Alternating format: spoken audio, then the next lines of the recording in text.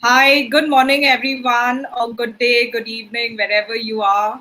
I've noticed that several of you have logged in from South America, Australia, Africa, California. So, welcome and thank you for tuning in to my daily reflections during COVID 19.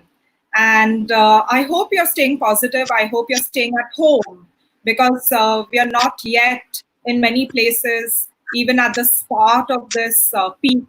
So we have to flatten the curve. We have to squash it like Jacinda Ardern is doing in New Zealand.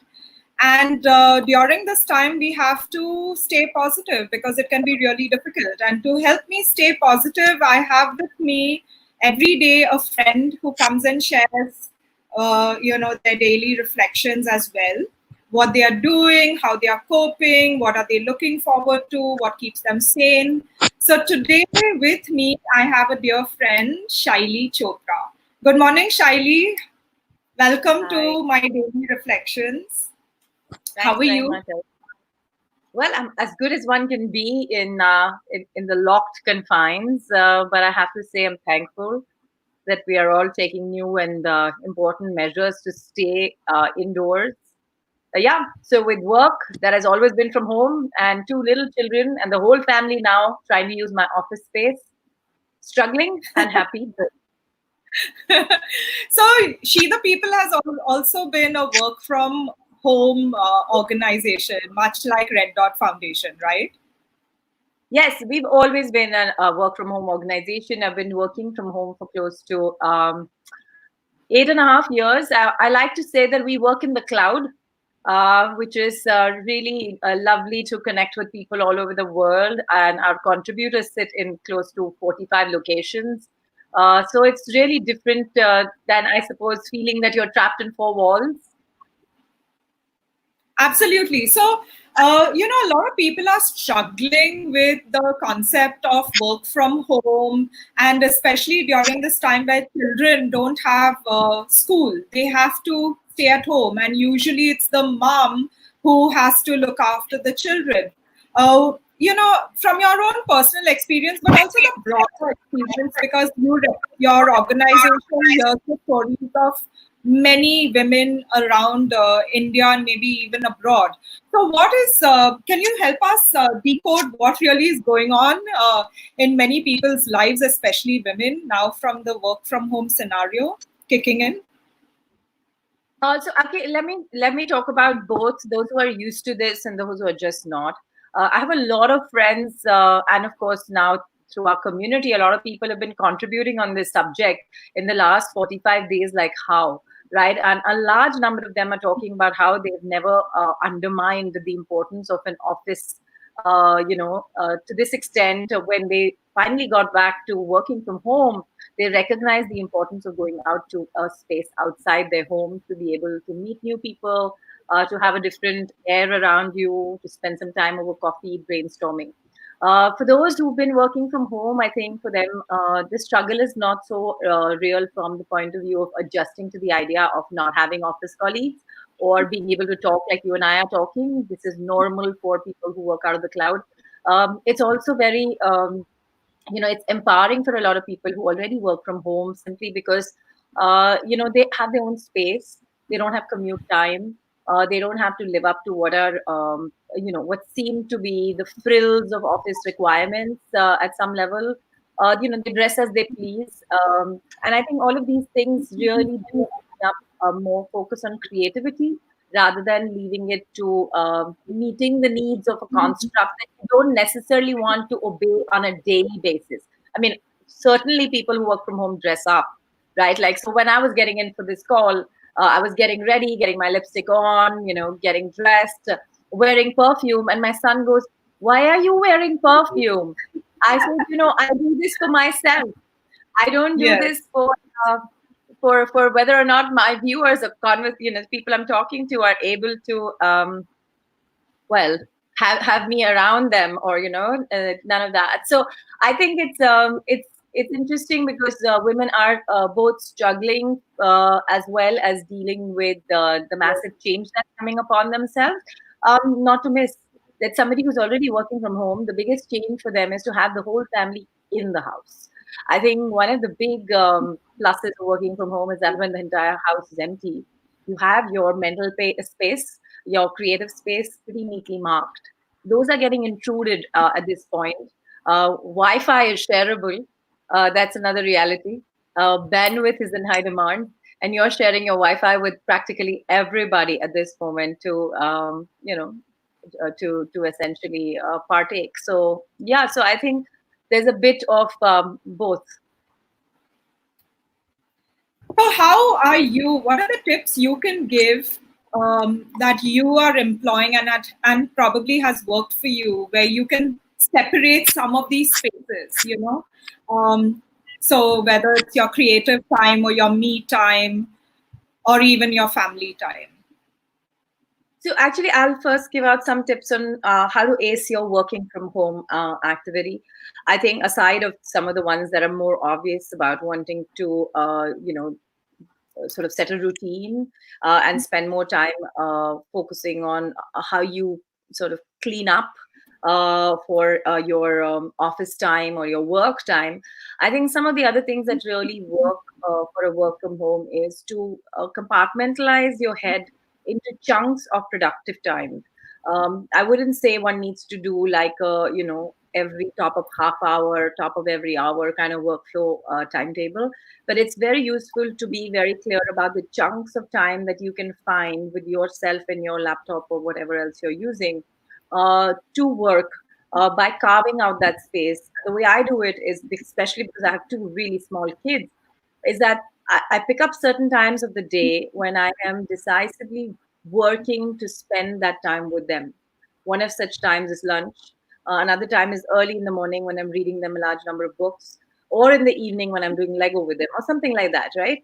So I think depending on what your other priorities are, whether it's elder care or kid care or whatever, it's worth finding certain chunks in the day that you're going to use. So, like, I'm here with Elsa chatting at 10, and I know that I'm not exiting this room till a 12:30. Even if I have to cook, I'll go back there and cook just before lunch. You know what I mean? I mean, these are added responsibilities for a lot of us that we've not been regularly, we've not been regularly planning for. But I think keeping my mood upbeat has been my biggest challenge, and that has little and little to do from working from home. It has a lot to do with the kind of information I'm having to consume, the paranoia that's coming to my head because of what can cause coronavirus and what can't. I mean, no matter how much we all read, how much access we have to information, people like us too are stuck in that trap. Is it coming on my vegetable packaging or is it not? Right? Who is going to answer these questions for me? So the more I watch, the more paranoid I get when I watch on television, because the television is repetitive. It's a bit like Mumbai floods, right? We know places that go under in Mumbai every year during the flood, but the footage rolls 24/7, making you feel that that deluge is on even as we speak. So so I think news flow has been really mind numbing, and I personally feel the biggest crisis after coronavirus crisis is your mental health crisis. So, if television can affect your mental health because of its, nature of being overwhelming, and also some of the anchors are just rude and they promote this culture of being rude. Where are you getting your information? And of course, you yourself run a massive platform for women, by women, for women to share their stories, but it's not limited to women, right? So, and I find the stories very unique on your side. So, is it that you only go to She the People, or where else do you get? Of course, people should go to She the People, but where else can they get sane information that is authentic and not overwhelming? So I think the good thing about anything that's digital or social media is often you can choose what you want to see, what kind of information that you want to go out there to seek. So if you are looking for legit sources of updates on coronavirus, I suppose possibly the best spaces for that right now are organizations that are leading this charge in your own country. whether it's WHO globally, whether it's CDC in the United States, or in India, for example, we have the MHA, which I would add is doing a great job of updating everybody.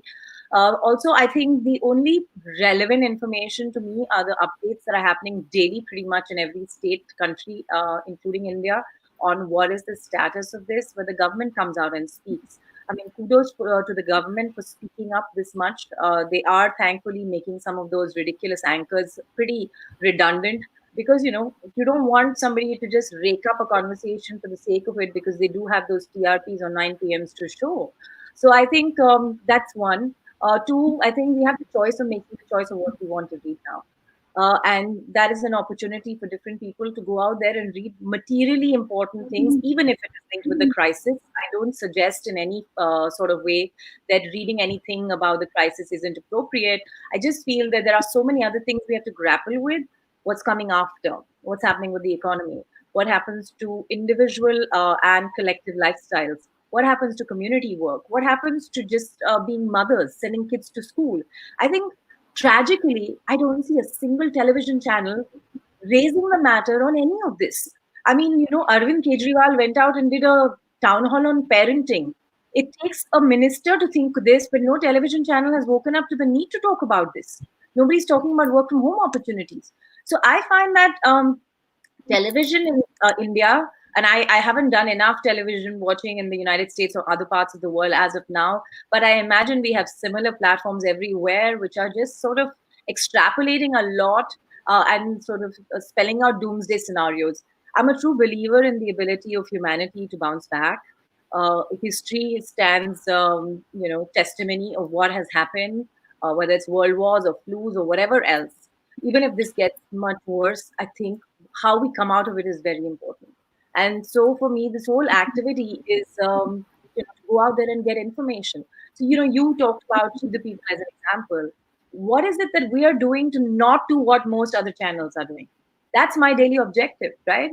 We are talking about what kind of skilling and scaling up can women do in a period when they're stuck at home? What kind of productivity measures can they look at, right? Even if productivity is not your thing, yeah, you may want to relax, sleep, nurse your mental health. What could you do with that? Another important conversation is, how are we as people going to change in the future? What is going to determine what we are looking for from ourselves, from our society? How is people to people behavior going to change? Are what you and I are doing the future today? Because everybody's recognized that not only do they have a certain number of people who they need to function, but most importantly, they can function from pretty much anywhere else, right? I'm talking about at least most services that can leverage technology. I know this is a challenge for manufacturing. A lot of people are writing on our platform talking about how will they run production lines. We've got friends who run retail companies that are focused on ensuring that some amount of manufacturing is done. My heart goes out, and so does my mind, to think about these things.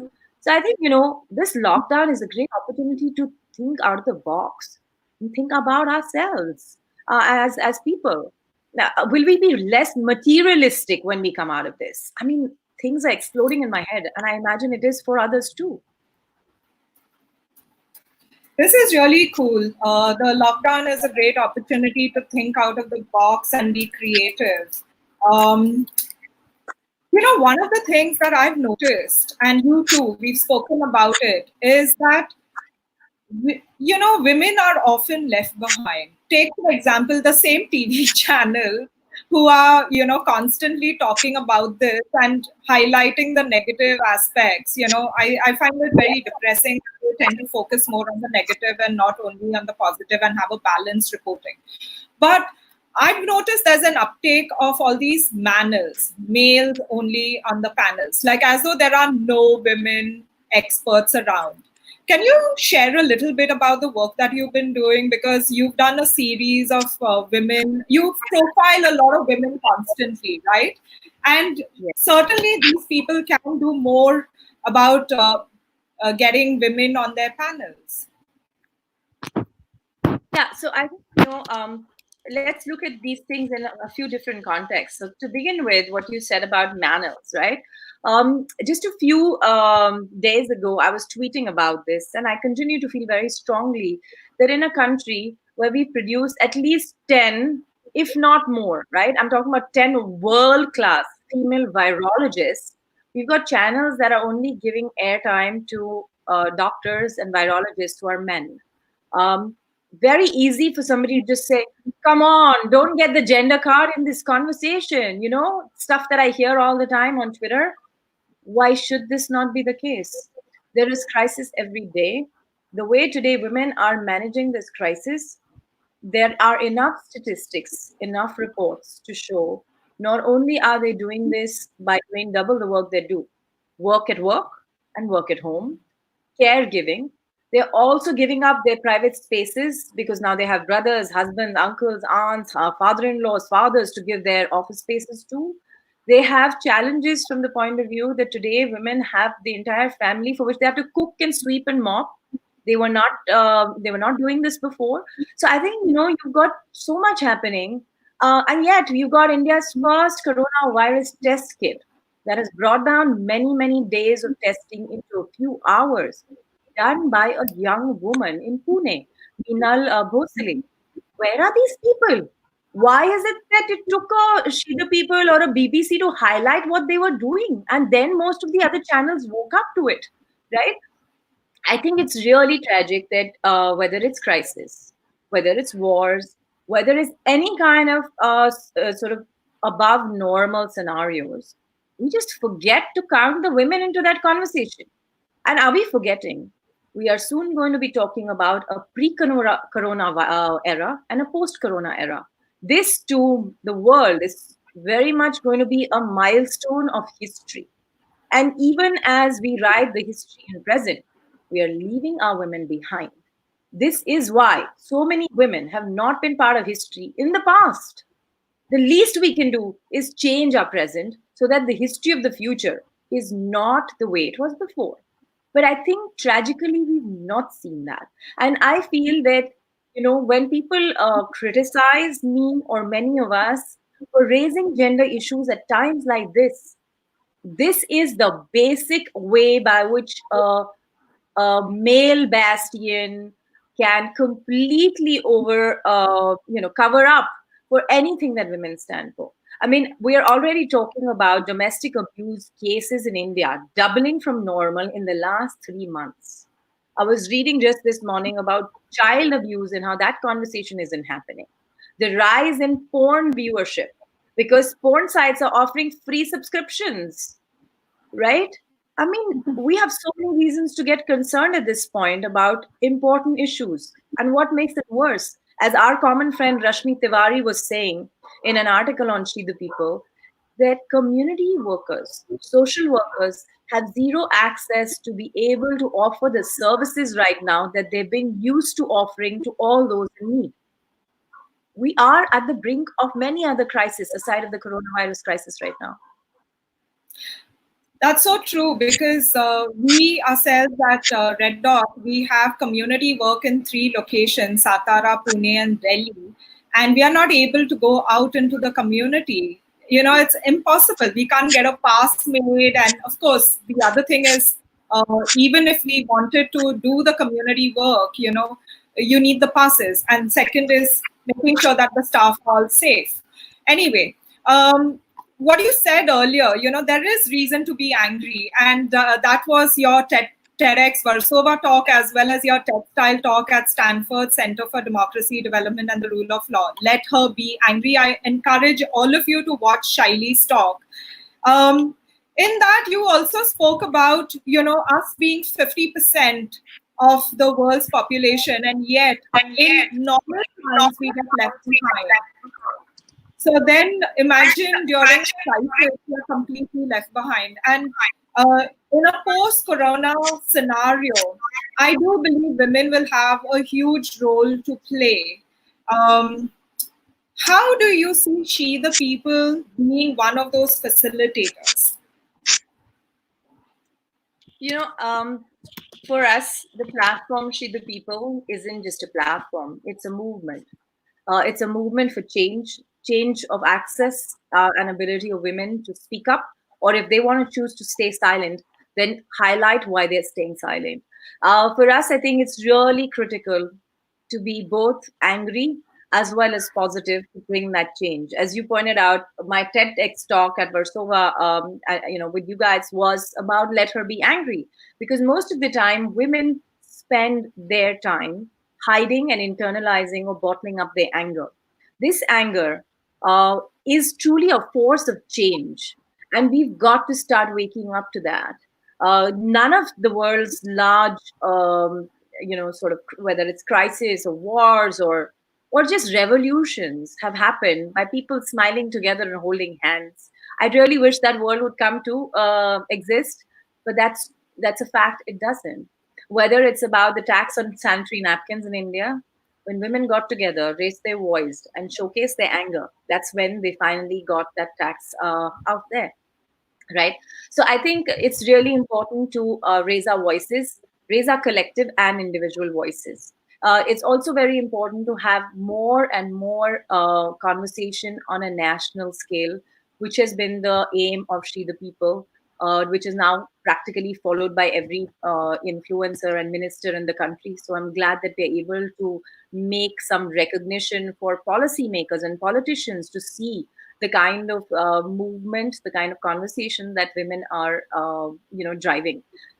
In terms of the crisis itself, I feel that it will be tragic, but this might well be the outcome, that women might see their efforts for rights pushed back a few notches. And that would mean even more hard work, even more noise, even more campaigns, even more participation to come out and continue to strive for those rights and push them forward. We're going to look at this, by the way, in the most inane ways. Job losses. We are already talking about job losses at several levels. From an India context, H-1B visas, one-fourth of H-1B visas in the United States are women. And as of now, looks like that there are going to be massive job layoffs in the US. In India, we just talked about in the last, I think, 3 weeks, we're at the lowest unemployment, at the highest rate of unemployment in India during the lockdown period. Even though this is presumably for male-oriented migrant workers, we do know that women make a very large chunk of migrant workers. So, we are going to have a lot on hand. We'll need to stay together. It's going to be hard, and we'll all have to speak up and push for change that we've all stood for. Because if we lose our efforts now, when things are going to be tough for us, that would just snowball into a negative space. So, what makes you wake up in the morning and stay sane during this time, especially? Oh, I think it's a good question. Honestly, all kinds of random things make me smile. Like many of us, I've also had a bunch of tough days. And I'm asking myself that, okay, how am I going to psych myself out of this, sort of a fear psychosis of the disease, of the protection of my children, my family, work uncertainty, all of it, right? When will I ever meet friends again? And when will we not be being, sort of just doing virtual calls? So this is how I go about it. Yeah, I spend a lot of when I wake up early. That's also the time I get away from my kids. I have some time to myself. I spend a lot of time just making my tea. For those who follow me on Instagram as Shaili Chopra, you'll see that I'm a tea fanatic. And I spend a lot of my day just decorating my tea for that one time of the morning. I want to just admit, these are not any sort of sort of impacting things I do. I just do inane things to keep myself sane. So that's one. I read books. Somebody in my house was saying today that I've never seen you with so many books in a long time. So yeah, I'm reading like 4 or 5 different books in parallel, depending on my ability to sort of absorb at that moment. So I take a heavier or a lighter book. I'm doing fiction after years. I don't read fiction much otherwise, but this is an opportunity to distract my head. So I've been picking up some stuff.